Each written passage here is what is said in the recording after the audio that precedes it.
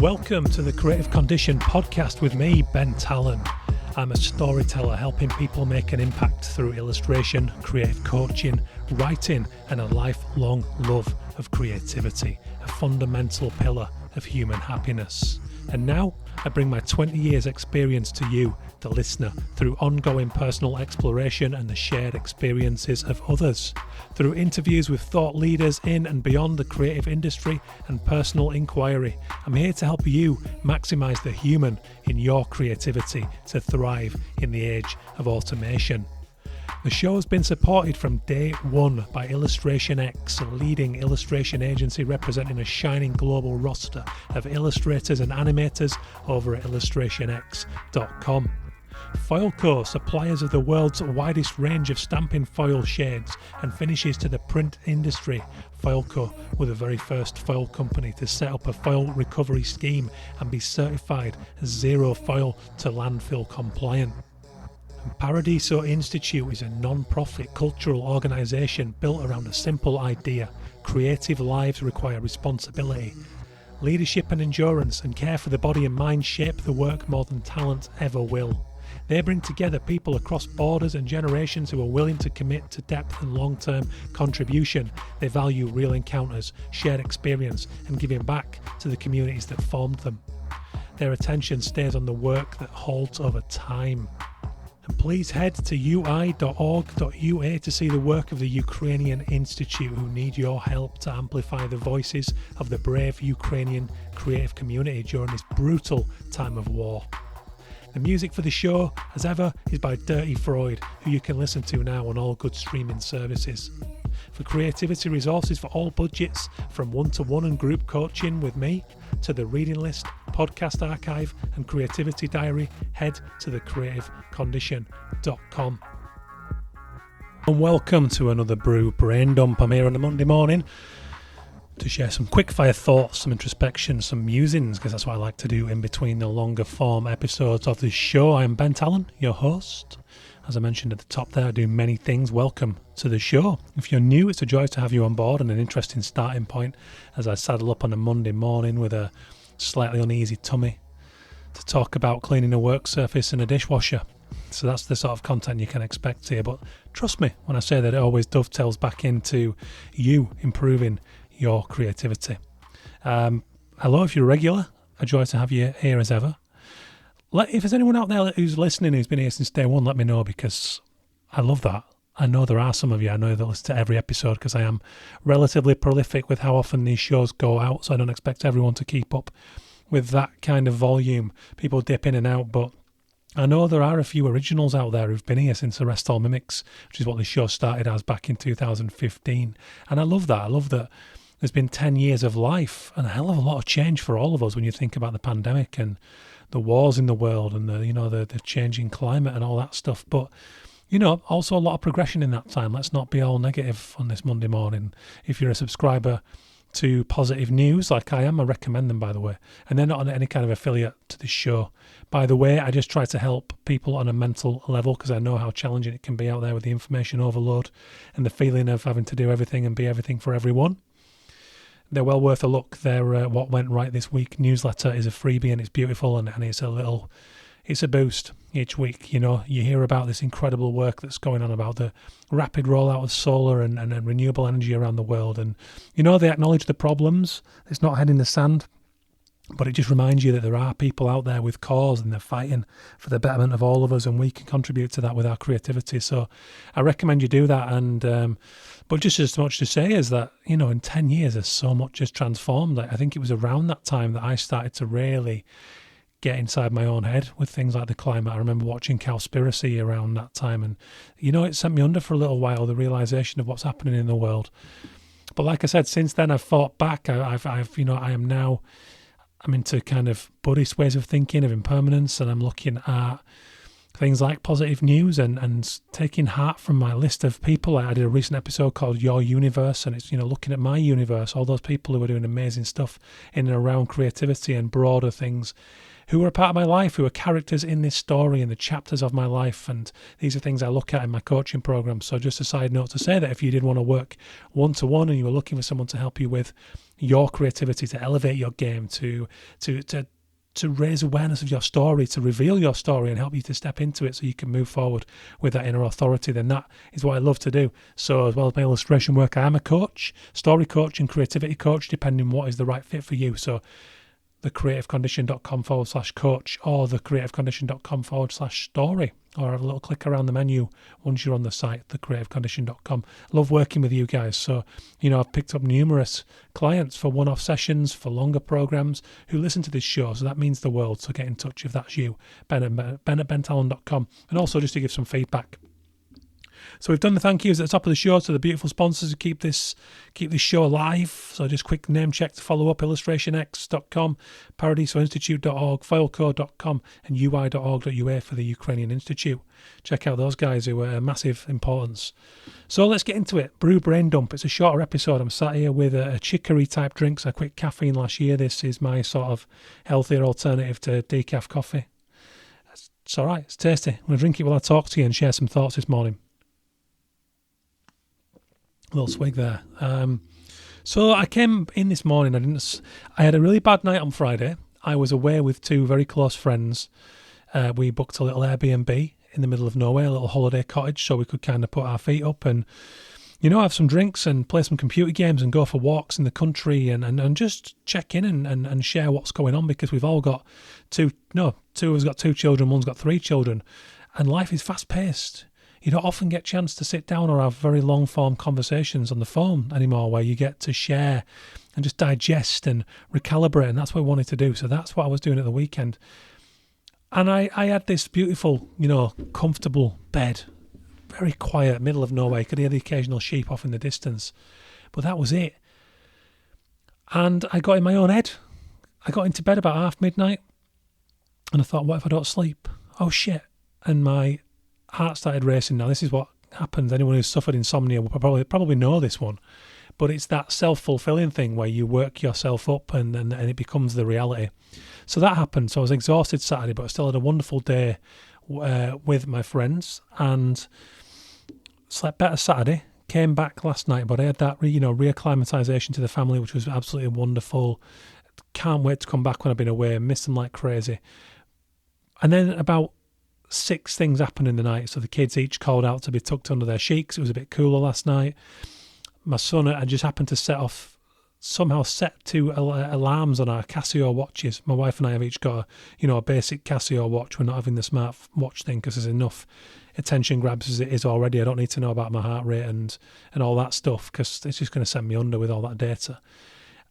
And yet there's these alarms popping off in the night on our phones. You have to see the bleak, dark comedy side of it. But at the same time, I'm laying there growling in bed going, I can't believe this. Need that sleep. It's not happening. What is going on? So then that happens, and I go out on the dog walk this morning. It's a lovely morning. We have a lovely walk. But all the while, I'm a little in my head.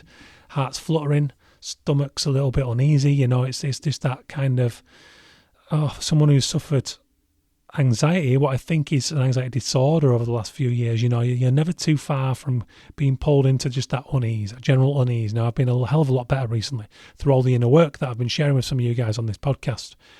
But there I was again, slight unease despite the beautiful dog walk, walking along, heavy eyes, got back and made a very mature decision. So usually I would, hold myself to account. Got to be in the studio by 9. Got to be getting productive. And I find Monday mornings quite stressful because of that sometimes. I think I'm a little too harsh sometimes at holding myself to this productivity trap. And this morning, I'd set things in motion for cleaning the dishwasher. Now, could there be a more boring topic to talk about? But then could there be a more mindful topic to be talking about? So that's where you find me. And I got started, and the intention was, it's fine.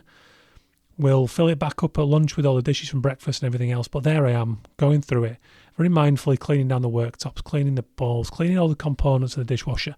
And as boring as that is, it focused my brain. And as any good psychologist or psychotherapist will tell you, making anxiety the biggest thing in the room is the worst thing you can do. It perpetuates it because your brain is scanning, looking for a solution. And often there is no solution, because disordered anxiety is you making anxiety the biggest thing in the room and looking for a fix, looking for certainty in a very uncertain circumstance, in an uncertain world. So, I'm there wiping these components and just doing that really basic cleaning stuff, squirting vinegar on stuff, getting the cloths on all the little nooks and the bits that get full of food that then make your dishes a bit dirty. And as boring as that is, I noticed I was a little calmer after about half an hour of doing this. And now I'm sat here talking to you guys, and it's 10:27 a.m. I like to get started at 9.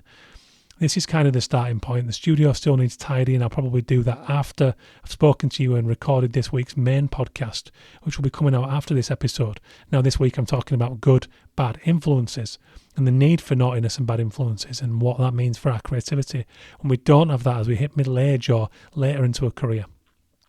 But first, I just wanted to talk to you about that mindfulness, about being mature enough or stupid enough, because depending which day you catch me, I would have been lamenting and lambasting myself for stepping out of my productivity, demands that I place usually on myself. No one is placing those on me. Don't get me wrong, I have deadlines for clients, but it's very rare that I have anything where it's needed yesterday. The most recent one, you might have seen me sharing the Manchester City football collage posters that I did around the World Cup. Now, that was quite a quick turnaround because they came to me late in the day before the World Cup started with this idea for wild posting the posters around cities in New York, detailing and showcasing Manchester City players who were representing their nations in the World Cup. So, did that. That was pressured stuff. I had to nudge things that weren't really able to be nudged because they were reasonably tight turnaround too. But in the end, got there. A few high pressure days, and I find it stressful doing that more than I used to now because I'm tired all the time with young kids and I've got to earn more money, and it's like there's a lot biting at you. But part of the reason I felt uneasy this morning was I went in a little too deep. I started off listening to the Jackass podcast, which I'm only just found in the car on the way to meet the friends this weekend. Now, that's what's triggered the idea for the good, bad influences, because Jackass had a major influence on me around the time that I was first going to art college and seeing the world through young, restless, mischievous eyes. We'll get to that on this week's main episode. But I was listening to that and then I flipped to what the Buddha taught us. Because I'm getting very interested in Buddhist philosophy and impermanence and radical acceptance and all of those ideas. They've always been there in my life, but I've always been an overthinker, an over-worrier, a very sensitive person. So to get to listen to books like that while driving in the car is great, but then on the dog walk at 7:30 a.m, I don't know if it's a smart move with a brain like mine. So the combination of those two things, I put Jackass on, I stopped. I thought, it's too intense, the stories were very crude and, as you would expect. And then the Buddhist stuff, and then I'm like, I just need to be quiet here and just listen to the cows chewing grass in that field over there and just enjoy the dog, not be consumed by dominant media. So that's what I did in the end, and that helped. And then coming back and doing the dishwasher. So the reason I'm just sharing this story as an example of why sometimes a little stitch in time does indeed save 9, that you have to just be mature enough to knock down that part of us, I call it the inner dickhead, that voice. Phil Stutz, psychotherapist from the film on Netflix, Stutz, which is well worth a watch, refers to it as part X. It's that part of us that tells us that why would you be able to do this? Why would you be able to earn the money that you need to earn? Oh my God, AI is going to take over your job. Definitely, that's part X, or the inner dickhead, as I call it. Now that was very prevalent this morning, and it quietened a little bit because of my willingness to just not be productive for an hour, or just go and be productive in the house to help my wife and I get ahead, doing a little chore there that none of us particularly wants to be doing, but actually needs doing. So that's it. Sometimes that's what you need to do. You just need to go for a walk, connect with something deeper, instead of always trying to be surface level productive to justify your time spent or to offset a demon of, the worry of where's the next work coming from. I had all of that. It was nipping this morning because of my tiredness. And it's like, okay, this could happen. Yes, the fear is valid. Thank you, anxiety, for raising this. This is a concern. However, it doesn't need to blare a siren that has evolved from genuine mortal threats. I did a therapy session recently, and the therapist said to me, I went on this long thing about the environment and my beliefs around that, and cyclical and life and death and impermanence and all this stuff, and told about how much on a bad day, on a tired day, a bad environmental news story or an observation of a very hot day, for example, or dried up ponds and things like that, send me spiralling into really bad catastrophizing. And after all of this, he stopped and he said to me, well, does that mean then that we can agree that it's very rare in your kind of Western world, in a reasonably safe country, that you very rarely have to worry about a clear and present danger? And I said, yeah, we can. What a wonderful way to counter my, big death fears and environmental and all that. And my shoulders sagged there in that moment. I said, that's very comforting. Thank you. And I've held that dear ever since. So even in these moments when, work's gone quiet for the first time this year, and of course, your part X, your inner dickhead kicks in and goes, whoa, here we go. This is it. This is the one. This is the one where it ends after all those years, despite 18 years of evidence to the contrary and a work ethic to back that up. And it's like, come on.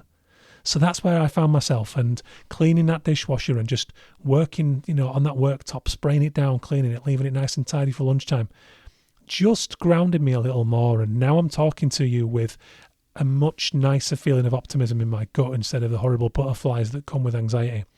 And I'm looking at the notes for the next podcast I'm going to record in a moment, and it all adds to that. So I wanted to share it with you, and I wanted to just ask you guys to be kind to yourself in the same way. Maybe you're panicking about money. Maybe you're in a quiet spell. Maybe you're doubting the path that you're on. Go for a walk. If you can even humanly do it, take a little circuit breaker and go for a stroll, because it will do you the world of good. And it will just settle you, and you might spend less time doing it. But this goes back to the sleep. The quality will be better. Now, when I have my zero nights, it becomes a zero night because I just whip myself into a self-fulfilling doom loop of heart racing, cortisol and adrenaline pumping around my body, eyes wide open, and yet despite feeling so tired and laying there physically in bed exhausted, it would be better if I just laid and rested. Don't have to sleep. Just laying there resting calm will do you good. That's what you'll hear the psychologists say. Stop panicking about forcing yourself to get a certain amount of hours. And it's the same with productivity and creativity. There's something to be said about, like with his sleep. It's this, right? It's laying there going, fuck, I've only got 6 hours. Shit, I'm down to 3.5 hours, and my heart is pounding and racing. I aren't sleeping. Whereas if I just went, okay, let's relax. This might take 3 hours, but if I can drift off and get 3.5 hours, isn't that infinitely better than 0? So that's the psychology, isn't it? You'll be more diligent. You'll probably get deeper sleep, better quality productivity on your work. The two are not dissimilar. So anyway, that's it. Brew Brain Dump. Let's finish off this cup of chicory fake coffee. Have a wonderful day, guys. I hope this is of some use. Be kind to yourself. Take that little stitch in time, and it will help your creativity massively. Until next time, see you on the main one.